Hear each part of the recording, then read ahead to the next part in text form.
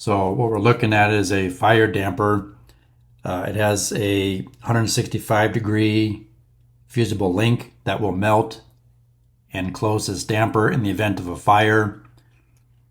Fire and smoke dampers are required by NFPA 101 and NFPA 5000.